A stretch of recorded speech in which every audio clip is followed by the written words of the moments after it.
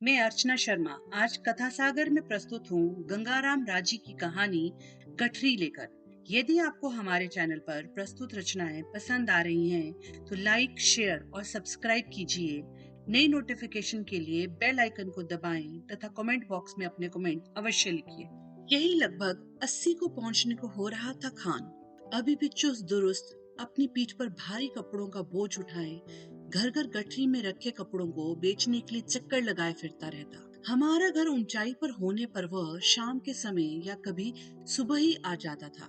आजकल सुबह उसने आना कम कर दिया है, क्योंकि बहू उसे कुछ न कुछ खाने को देती रहती और वह इस तरह की सेवा शुश्रूषा में एहसान नहीं लेना चाहता था। हम सबको उसका आना अच्छा लगता, विशेषकर बहू को और पोतों को। मैं बाहर बरामदे में बैठा चाय पी रहा था। इस समय सूर्य का ताप कम हो चला था। देखा तो खान अपनी चिर परिचित अंदाज में गठरी के साथ घर में प्रवेश कर गया था। आते ही अपनी पीठ पर रखी गठरी को एक किनारे रखकर अपने निर्धारित स्थान पर बैठ गया। हमेशा की तरह बहू को पानी के लिए आवाज लगाई। जितनी देर में बहू पानी लाती, मैंने उसे पूछा, आप अब शाम को आने लगे हैं? पहले तो आप सुबह ही आ जाते थे। साहब जी, शाम के समय मेरी गठरी का बोझ कम हो जाता है। चढ़ाई है ना आपके, पहले शरीर में ताकत थी, अब यहाँ आके इस चढ़ाई पर टांगे जवाब दे जाती हैं। उसने सर पर रखी टोपी अपने टांगों पर रखी और सर में खारिश करने लगा। शायद उसे चढ़ाई चढ़ते सर पर पसीना आ गया था। आज मुझे वो प्रसन्न सा लग रहा था। शायद उसका माल आज कुछ अधिक ही बिक गया होगा। हमारे यहाँ वो कपड़ा बेचने तो नहीं आता था। हाँ, अच्छा कपड़ा कभी उसके पास आता तो वो बहू को जरूर दिखाता था और बहू भी उसे खरीद ही लेती थी। उसका हमारे घर का चक्कर लगाना उसकी दिनचर्या में शामिल था। उसे मालूम है, हमारे घर में कोई उसका कपड़ा ले चाहे न ले, लेकिन बहू और पत्नी से गपशप और चाय तो उसे मिल ही जाती है। बीच में समय था। मैंने उससे आगे पूछा, बाबा, हम कपड़े तो आपसे रोज लेते ही नहीं है, तो फिर आप ये चढ़ाई क्यों चढ़ के आते हो? क्यों कष्ट करते हो? हमें तो आपका यहाँ आना अच्छा लगता है। मैं तो बस आपकी थकावट के कारण पूछ रहा हूँ। आपके यहाँ आते हैं तो मुझे लगता है कि अपने घर पहुँच गया हूँ। बड़ा सुकून मिलता है मुझे यहाँ। सारे दिन की थकावट खल्लास हो जाती है साहब। वो चुप हो गया था।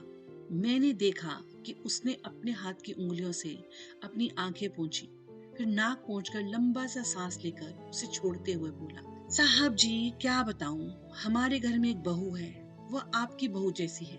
बस यहाँ पहुँचता हूँ तो वो याद आ जाती है। बच्चों को देख पोते याद आ जाते हैं। मुझे उसके बारे जानने की जिज्ञासा होने लगी। मैंने आगे पूछा, आपके घर में और कौन कौन है?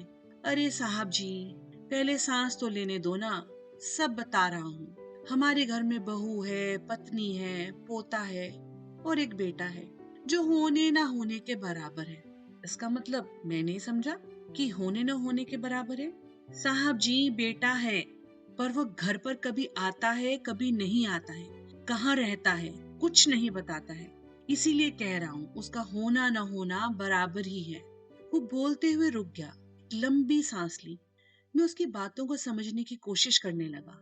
मैं तो उससे टाइम पास के लिए ही पूछ रहा था, परंतु अब उसकी बातें मुझे बड़ी दर्द भरी लगने लगी। जिज्ञासा भी होने लगी। मैं भी उसकी बातों से भावुक होने लगा था। अब मेरी रुचि भी उसे जानने के लिए बढ़ने लगी। लंबी सांस छोड़ते हुए वह बोला, साहब जी, बेटा काम करता तो मैं क्यों इस उम्र में ये बोझा उठा के यहाँ 400-500 किलोमीटर दूर आता? यही तो बात है। अब क्या करूं, ये पेट है ना, सब कुछ करवा देता है। मैंने तो अपने परिवार का पेट भरना है। जब तक सांस है तब तक तो चैन से नहीं बैठा जाता ना। लो बाबा, चाय पी लो। मेरी बहू उसके लिए चाय पानी का गिलास ले आई और साथ के लिए कुछ खाने के लिए भी ले आई थी। बहू को देखते ही बाबे का चेहरा खिल गया। वो बोल उठा, ये है हमार बेटी। बस साहब, इसीलिए ही हम यहाँ ये चढ़ाई चढ़कर आता हूँ। वो चुप हो गया था। अपने ऊनी कोट की जेब से एक पुराना सा मैला रुमाल निकाला और अपनी आंखें पोंछकर फिर नाक पोंछा। फिर मेरी ओर भीगी आंखों से देख कहने लगा, साहब जी, इस बेटी को देख मुझे अपनी बहू और मेरा पोता याद आ जाता है। मेरा पोता 5वीं में पढ़ता है। साहब बहुत ही होनहार है, फर्स्ट आता है। उन्हीं के लिए करता हूँ ये सब। पैसा नहीं होगा तो कैसे पढ़ेगा वो? हमारे कश्मीर में तो सब कुछ खत्म हो गया साहब। रोजी रोटी की मुश्किल होने लगी है। तभी तो मैं यहाँ आता हूँ साहब। ये नेता लोग अपनी लड़ाई लड़ता है और भागना हम गरीब को पड़ता है। ये नेता भी ना शांति नहीं चाहता। अब उसने चाय की चुस्की ली। चाय की चुस्की इतने जोर से ली कि उसकी आवाज उससे थोड़ी दूर पर बैठे मुझ तक सुनाई दी। अरे, तुम्हारा बेटा अपने बच्चों के लिए, घर के लिए कुछ नहीं करता? मैंने उससे फिर पूछा। अब कि उसने प्लेट में से बिस्कुट उठाकर चाय में डुबोकर मुंह के हवाले किया, फिर बोला, साहब अब दांत भी कमजोर हो गया है ना, बिस्कुट को चाय में भिगोना पड़ता है। रुककर फिर बोला, साहब एक बेटे को बहुत पढ़ाया, साइंस में एमएससी किया, बहुत लायक था, नौकरी की तलाश में 5 साल बेकार इधर उधर घूमता रहा, कहीं कुछ नहीं हुआ। हमने भी उसकी शादी करा दी, घर का उसका सबका खर्चा मैं ही करता था। वो तो बेकार अपने साथियों के साथ घूमता रहता था। बस एक दिन वो गया तो लौट कर नहीं आया। आज उसका लड़का 10 साल का होने वाला है। पोते को भी अपने बाप का प्यार नहीं मिला। कभी कभी वो रात को आ जाता था, फिर अब वो भी नहीं आता। साहब जी पता नहीं वो जिंदा है। अब कि वो इतना भावुक हो गया था कि कुछ नहीं बोल पाया। अब तो उसकी आंखें बरसने से थम ही नहीं रही थी। उसे देख मेरी आंखें भी गीली होने लगी थी। उसने अपनी गठरी उठाई और कुछ कहे बिना ही चल पड़ा। अरे, उसे क्या हो गया? मेरी कुछ समझ नहीं आया। चाय भी उसकी आधी ही रह गई थी। बाबा, बाबा, मैं पुकारता रहा, उसने कुछ नहीं सुना। वो गठरी को उठाए चल निकला। आज तो उसने बहू को भी अपने जाने की सूचना नहीं दी। वो तो उससे मिलकर जाता था। बाबा चला भी गया? बहू ने बाहर आकर पूछा। बाबा ने मुझे भावुक बना दिया। मैं बहू के आगे बोल नहीं पाया, परंतु मैंने इशारों से ही उसे बताया कि वो चला गया। मैं भी अब कुछ बोलने के काबिल नहीं रहा था। मेरा गला भी उसकी बातों से भर आया था। सोचने लगा, आदमी भी क्या है, जब तक जिंदा है इसी तरह के सुख दुख से उसे गुजरना पड़ता है। ये सुख दुख की गठरी उसे अपने ऊपर उठानी ही पड़ती है। वो चला तो गया था, अपनी कपड़ों की गठरी तो साथ ले गया था, परंतु अपनी दुखों की गठरी, अपने घर की कई परतों की गठरी मेरे पास खोलने के लिए छोड़ गया था। मैं उसकी कई परतों की गठरी को खोलने का प्रयत्न करने लगा। अगले दिन मैं अभी नाश्ता करने जा रहा था। खान की कल की बात अभी तक मुझे उलझाए हुए थी। तभी मुझे खान की आवाज सुनाई दी। बेटी, मेरी बिटिया। खान की आवाज में आज कुछ जोश जैसा लग रहा था। कल अचानक खान के जाने से जो मुझे गिलानी हुई थी, लगा कि आज मुझे उसके पश्चाताप का मौका मिल गया है। मैंने बहू को कहा कि इसे भी नाश्ता करा दो। मैं बाहर उससे मिलने आ गया। खान जी बैठो, आज हमारे साथ नाश्ता करोगे? अरे साहब जी कैसे बोलता तुम, हम आपके साथ नाश्ता नहीं कर सकता। आपने हमें खाने को जो देना वो यहीं दे दो, आज मैं कुछ खाऊंगा जरूर। मैंने कुछ अधिक जिद नहीं की। बहू ने उसे बरामदे में ही पराठा खाने को दे दिया। वो वहीं बैठकर खाने लगा। मैं अंदर नाश्ता करने लगा। थोड़ी देर में नाश्ता करने के बाद मैं बाहर आया तो वो मेरा इंतजार कर रहा था। साहब जी, आपने कल मेरे बेटे के बारे में पूछा था ना, ये लो उसका फोटो। ये साथ में मेरा पोता भी है, जब वो छोटा था। उसने कांपते हाथों से फोटो मेरी ओर किया। उसने बड़ी खुशी के साथ मुझे अपने बेटे और पोते का फोटो दिया। दोनों के फोटो बहुत प्यारे थे। उसका बेटा तो बहुत सुंदर आधुनिक पहनावे के साथ हॉलीवुड के फिल्मी कलाकार जैसा लग रहा था। बहुत ही सुंदर है। पोता भी बहुत सुंदर है। ये फोटो तो पुराना लगता है। जी साहब, इस फोटो के बाद तो वो हमें मिला ही नहीं। आज जैसे पहले वो बड़े उल्लास के साथ बोल रहा था, अब बेटे की बात करते ही फिर से उसकी आवाज दर्द से भरने लगी थी। अब साहब जी फोटो यहीं रखो, मैं शाम को आऊंगा, इसे ले जाऊंगा।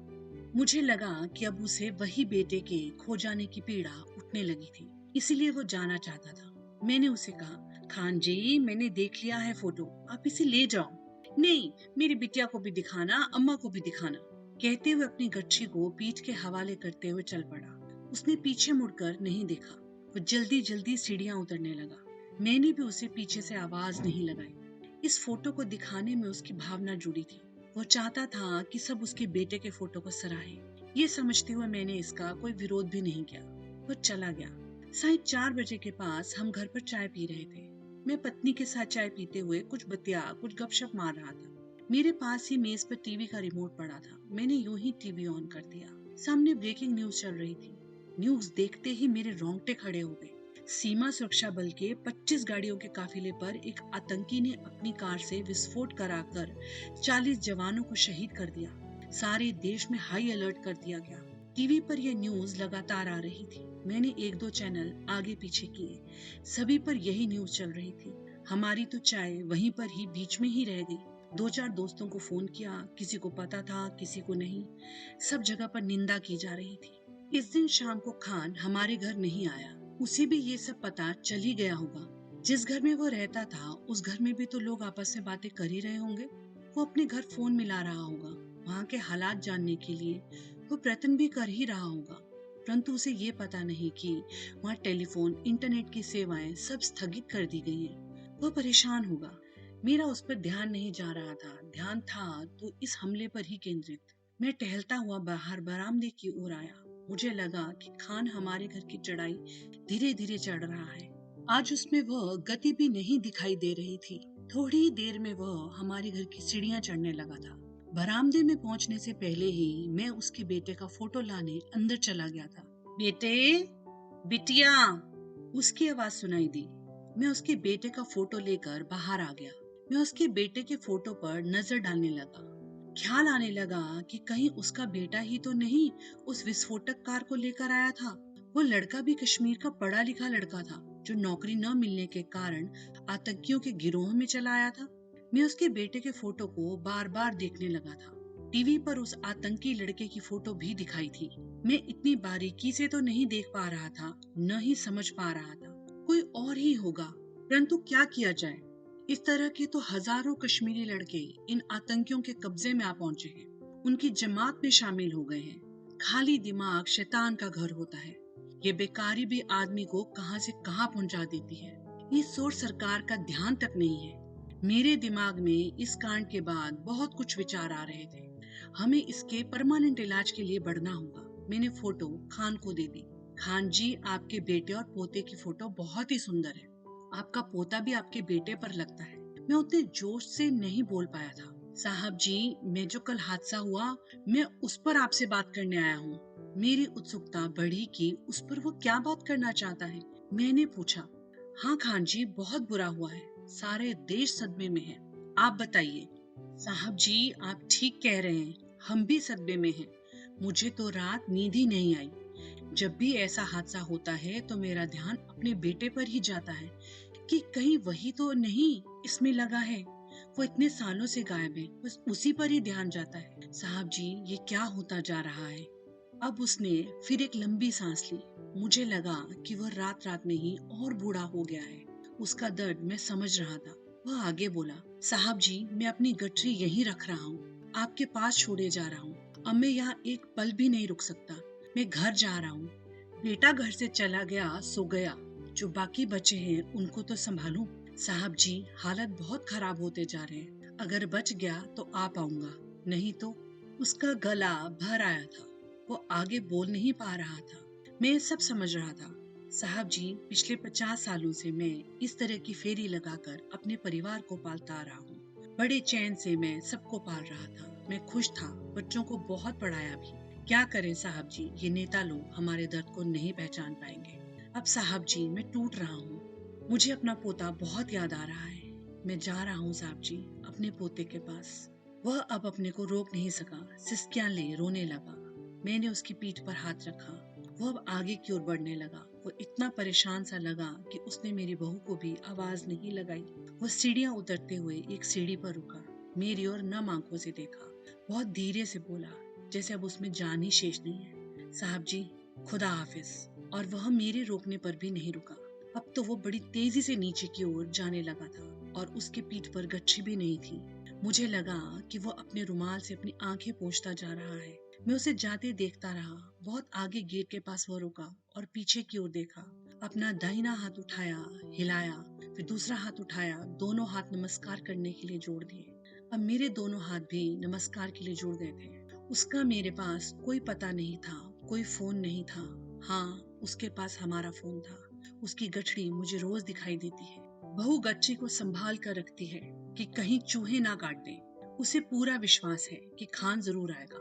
अगर वह नहीं आएगा तो उसका पोता बड़े होने पर आएगा, लेकिन कोई ना कोई आएगा। काबुली वाले का काफिला रुकेगा नहीं। बहू की आंखें भी नम हो गई थी। दोस्तों, इसी के साथ ये कहानी यहीं समाप्त हुई। मिलते हैं जल्दी नई कहानी के साथ। धन्यवाद।